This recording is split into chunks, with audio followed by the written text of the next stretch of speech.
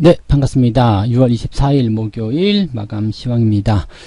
자, 일단 오늘 장세는 코스피는 올랐어요. 그렇지만 코스닥은 하락 마감으로 마무리가 됐습니다.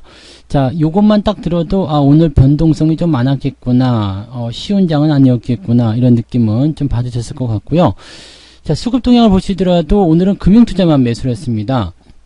금융투자의 목적 이런 것들이 대부분 이제 밝혀지는 부분이죠. 이제 최근 들어서 이제 거래일 동안 금융투자가 ETF, 특히 레버리지 쪽 매수를 많이 했었단 말이에요. 그러니까 지수가 올라가는 게 아무래도 유리하잖아요. 그러다 보니까 아무래도 이제 삼성전자라든지 이런 쪽에 매수가 많이 들어오지 않았었을까 그렇게 생각이 되는 내용이라고 보시면 될 것 같고요.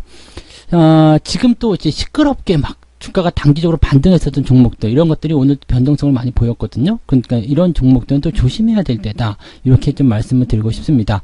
차트를 보면서 하나씩 짚어보도록 하죠. 자, 일단 코스피 상황을 보게 되시면 오늘 신고가예요. 신고가고 높은 가격대 높은 포인트에서 이제 마무리가 됐습니다. 그러니까 오늘 역사상 신고가가 또 발생을 한 모습이긴 한데, 자, 이렇게 역사상 신고가 발생이 됐지만 실제로 속 알맹이는 그렇게 좋은 포인트가 아닙니다. 오늘 뭐 매수가 들어오는 부분들을 보시더라도 오늘은 삼성전자라든지 하이닉스가 지수를 다 끌어올렸다고 볼 수 있겠죠.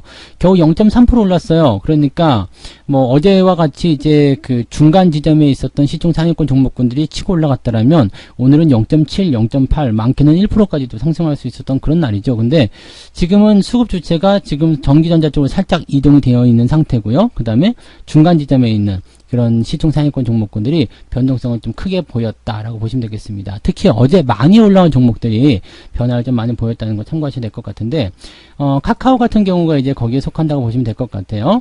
자, 어제 그 시황에서도 말씀을 드렸지만, 자, 이렇게 그 수급의 변화가 확실하게 일어나게 되고 또 개인들이 여기에 매달리기 시작한다라면 분명히 변동성이 가까이에 있다. 그래서 추가적인 매수나 신규 매수 따라간다거나 이런 것들 절대 하시면 안 된다고 그랬잖아요. 이제 그런 부분들이 오늘 그대로 보여졌다고 보시면 되겠습니다. 오늘도 수급 동향 보시면은 아마 외국인들 기관 쪽에서 매도가 많이 나오지 않았을까 생각이 되고요. 음봉 크기가 크죠. 그리고 거래량이 늘어났다는 거, 이거 매도가 많이 나왔다는 얘기입니다. 그래서 이 부분도 조금 이따가 수급과 함께 같이 좀 살펴보도록 하겠고요. 자, 그 다음에 뭐 LG화학이라든지 뭐 네이버 이렇게 시총 상위권 종목도 한번 볼까요? 뭐 셀트리온도 오늘 조정을 받는 모습이고요.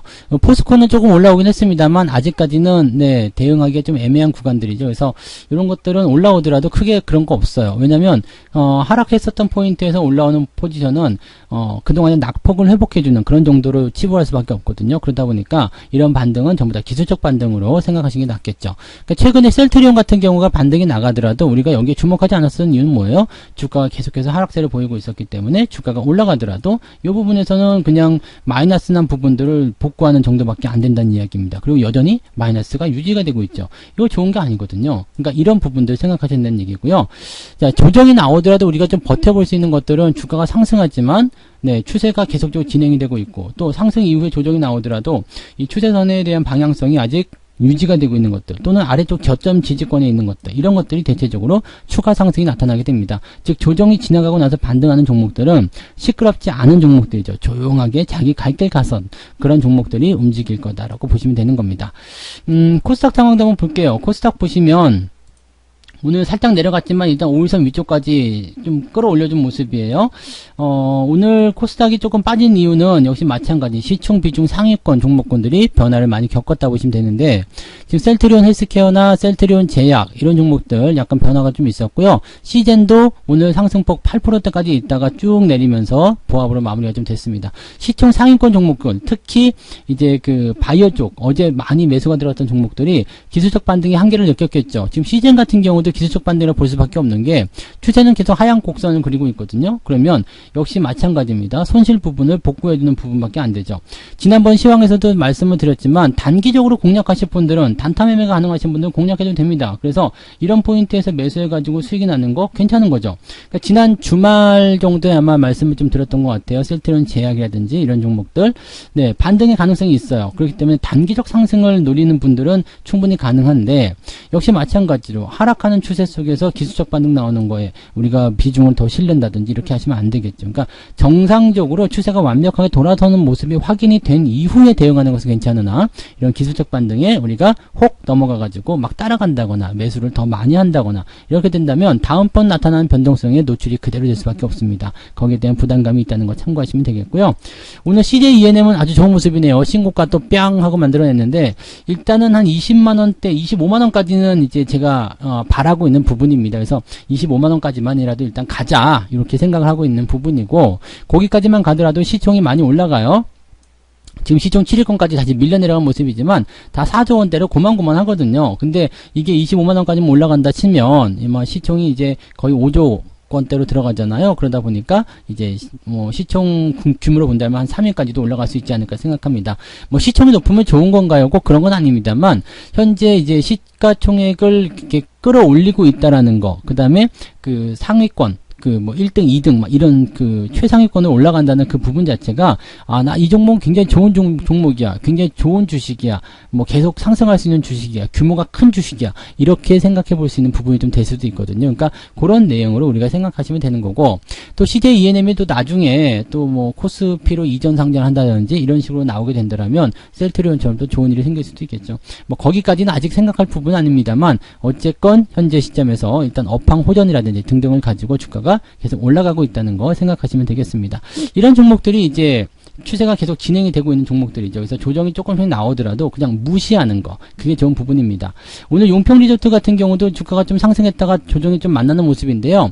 단기에 많이 올라오니까 조정을 받는다. 이것은 당연한 얘기거든요. 그러면 이런 조정을 어떻게 받아들여야 되느냐? 변동성에 대한 부분들이 일단 21선 1차적으로 나타나죠. 그 다음에 5,500원대 나와 있는데, 보통 이제 추세가 강한 종목들은 아래쪽 지지선까지 잘 밀리지 않아요. 그래서 지금 현재 나와 있는 21선 전후로 하는 포인트, 즉 5,800원, 5,900원, 그 정도 라인 때 지지가 나올 가능성이 높다라고 보셔야 되겠죠. 그렇다면 지금 위치는 매도보다는 관망이 좋은 거예요. 변동성이 작잖아요. 그러니까 이런 정도 조정은 우리가 참을 수 있죠. 견딜 수 있어요. 근데 만약에 이제 이 조정이 만약에 진행이 됐을 때 마이너스 10% 이상 빠질 것 같다 이렇게 된다면 단기적으로는 차익을 한번 고려해 보는 것도 나쁘지 않죠. 단기적 매도한 이후에 주가가 들어오게 되면 다시 재매수하는 그런 전략도 괜찮은 겁니다.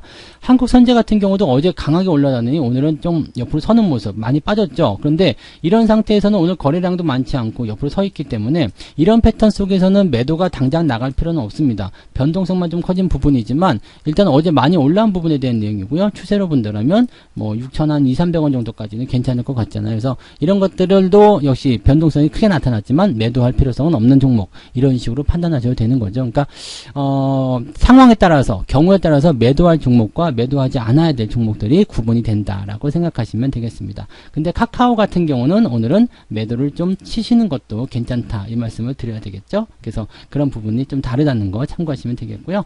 자, 수급 한번 볼게요. 수급 동향 보시면은 오늘 외국인들 매도, 그 다음에 개인들 매도도 같이 있었네요. 근데 오늘 금융투자가 3,400억 순매수입니다. 얘네들이 뭘 샀을까 한번 살펴볼까요? 금융투자가 뭘 샀을까요? 이렇게 따지고 보면 제조업, 전기전자. 네. 오늘 외국인들도 전기전자를 좀 매수를 하긴 했어요. 그래서 얘네들이 지금 노리고 있는 것들이 뭐겠는가? 시장을 버티게 만드는 거. 삼성전자, 하이닉스를 통해서 시장을 버티게 만드는 거. 주가가 더 빠지지 않게 하는 거. 다른 종목도 빠지는데 삼성전자, 하이닉스의 매수가 쭉 들어오니까 지수가 딱 버티고 들어가잖아요. 그러니까 그런 것들을 좀 노리지 않았을까 생각되고, 그 의도는 어디에서 나타나느냐? 매매 동향에서 우리가 보실 수가 있을 겁니다. 금융투자 쪽 보죠. 삼성전자, 하이닉스 들어가 있고요. 레버리지 매수 들어가 있죠. 네, 이 부분이 여기 속해 있다 보시면 되겠고, 오늘 두산 인프라코어, SK이노베이션, 자동차 이런 종목들, 올라가는 종목들 대체적으로 금융투자가 다 매수를 했고요. 인버스 매도하게 되는 부분들이 있습니다. 인버스 매도하고 주가가 올라가는 쪽으로 베팅을 좀 했다라고 봐주실 수 있겠습니다. 지금은 이제 매도 포인트에 매도가 굉장히 많은 상황으로 잡혀 있기 때문에 시장이 내려가는 쪽보다는 올라가는 쪽에 조금 더 강하게 드랍을 걸어놨고, 여기다가 더 힘을 내기 위해서 지금 삼성전자, 하이닉스 같은 시총 상위권 종목들을 골고루 매수했다라고 보실 수 있겠습니다. 연기금 역시도 크게 다르지 않을 거예요. 하이닉스 매수 있었고요. 그 다음에 다음에 LG전자 등등 매수가 있고, 카카오 매도가 일단 나왔습니다. 연기금 쪽에서 카카오 매도, 그 다음에 네이버 매도. 카카오하고 네이버가 둘 다 매도하는 양상이긴 한데, 현재 두 종목을 딱 놓고 비교한다면 카카오는 무섭지만 네이버는 무섭지 않은 상황입니다. 그래서 상황으로 본다면 카카오는 매도지만 네이버는 조금 더 지켜봐도 괜찮은 그런 상황이라고 판단하셔도 좋을 것 같아요. 네. 자, 그 다음에 기관 총계로 넘어가서 본다면 삼성전자 매수, 하이닉스 매수 이렇게 되어 있는 부분이고요. 그 다음에 카카오 순 매도 굉장히 많이 나왔어요. 그 다음에 인버스 쪽 매도가 같이 나왔었다. 주가가 상승할 수 있는 배경이 있다고 보시면 되겠고요. 대한전선처럼 이렇게 빨간불 켜진 종목들은 좀 좋지 않은 상황을 보였다. 두산중공업도 지금 현재 그렇게 썩 좋지 않죠. 이게 기술적 반등을 말씀드렸어요. 그래서 이 두산중공업처럼 현재 이런 포지션, 자, 추가적으로 하락이 나타나게 되면 데드크로스 나타나면서 조정이 깊게 들어갈 수 있겠죠. 그러면은 이런 포지션에서는 갖고 있던 분들도 매도 포인트를 조금 더 가져갈 필요가 있다는 것도 같이 생각해 보실 필요가 있습니다. 그래서 항상 추가적인 조정이 나타났을 때, 만약에 이게 24,000원 구간인데요, 조정이 진행된다라면 아래쪽 지지선이 여기 있어요. 그러면은 한 30% 정도 가까운 변동성 나타날 수 있잖아요. 그러면은 굉장히 충격이 나타날 수 있겠죠. 이럴 때는 차익 실현 들어가면서 대응하시는 것이 유리하다라고 보시면 되는 거예요. 자, 외국인들도 볼까요? 외국인들은 SK이노베이션, 오늘 2차전지 쪽 움직임도 좀 있었던 것 같아요. 물론 뭐 LG화학이라든지 이런 것들이 올라가지 못했겠지만, 자, 삼성 SDI나 이노베이션은 오늘은 괜찮았다라고 보시면 되겠고요. LG화학 같은 경우는 못 올라가요. 요거는 아시죠? LG에너지 솔루션이 빠져나오게 되면 상당히 좀 찬밥 신세를 면하지 못할 것이다 보시면 되는 거고요. 외국인들 같은 경우는 카카오, 네이버, 셀트리온, 진원생명과학도 순매도가 들어갑니다. 진원생명과학도 좀 이상하다라고 말씀 좀 드렸잖아요. 그리고 시젠 매도 있죠. 그러니까 지금 바이러스 쪽에서 어제 순매수가 들어가면서 시장 분위기를 반전시키려고 했었는데 오늘 다 팔아버린 거예요. 그러니까 뭐냐면 단기적 상승만 챙기고 나오는 그런 형태의 모습이었다고 보시면 되겠죠. 그럼 누구만 샀을까요? 당연히 카카오나 네이버 이런 것들은 개인들만 샀겠죠. 오늘 보면은 기관도 팔았죠. 카카오, 외국인도 팔았죠. 누가 샀다고요? 개인이 샀겠죠. 이렇게 되면 고점대에서 그냥 치고받고 개인들끼리만 하는 거예요. 그리고 물량을 다 떠넘기는 것들을 개인들이 다 받아서 매수하게 되는 상황이 되는 거죠. 이런 매매는 결코 좋지 않다는 거 꼭 참고를 하셔야 될 것 같습니다. 자, 시장은 어찌됐든지 간에 아직은 괜찮은 것 같아요. 뭐 흐름 나쁘지 않고 추세 잘 유지되고 있습니다. 종목 간의 변화는 당연히 있을 수밖에 없어요. 그렇지만 지나가는 과정일 것이다 라고 생각하시면 좀 편하지 않으실까 생각되고요. 지금 종목들이 가지고 있는 어떤 불안감이라든지 이런 것도 당연히 있을 수 있어요. 왜냐면 잘 가던 종목이 조정이 나타나니까 더 빠지는 거 아니야? 이렇게 생각하실 수 있겠는데 조정이 좀 나오는 종목들 보시면은 주가가 좀 어느 정도 올라서 수익이 만들어진 종목들이 조정을 좀 받는 거거든요. 그 다음에 유지가 되고 있는 종목들, 많이 안 오른 종목들은 그 상태에서 뭐 크게 변화가 없다거나 아니면 오히려 더 올랐거나 그런 형태의 모습들이 많이 나올 겁니다. 그래서 그런 내용들을 우리가 잘 참고해서 대응하시면 되겠고, 장중에 오르고 내리는 변동폭이 제법 크게 나타나는 경우들이 많이 있는 것 같습니다. 그래서 그런 내용들도 우리가 참고하셔가지고요. 아침에 일찍 매매를 해버리시거나 아니면은 오후 늦은막히 매매를 하시거나 이런 식으로 들어가시는 게 훨씬 더 유리하다고 보시면 될 것 같습니다. 장중에는 그냥 그 변화의 어떤 과정들을 겪는 시간들이기 때문에 매매하기가 조금 까다로우실 거예요. 그래서 그런 정도로 최근의 움직임들을 그렇게 본다라고 보시면 되겠고요. 내일은 주말장이기 때문에 아마도 주말에 대한 변화라든지 그런 것들이 분명히 있을 수 있습니다. 그래서 거기에 대한 내용들을 우리가 또 오늘 전략을 좀 짜봐야 되겠죠. 오늘 저녁 9시입니다. 무료 라이브 방송 진행되니까요. 88TV와 유튜브를 통해서 무료 라이브 또 시청하실 수가 있습니다. 어떤 방향으로 시장이 움직이고 있는지, 대응은 어떻게 짜야 되는지, 내일 주말장에 대한 전략은 어떻게 봐야 되는지, 거기에 대한 이야기들 오늘 저녁 라이브에서 말씀드리도록 하겠습니다. 저녁 9시에 오셔서 이야기들을 또 나눠보도록 하죠. 자, 오늘 여기까지 마감 시작하겠습니다. 이따가 저녁에 뵐게요. 고맙습니다. 본 방송에서 제공되는 모든 정보는 투자 판단의 참고 자료이며 투자의 최종 책임은 본 방송을 이용하는 본인에게 있습니다.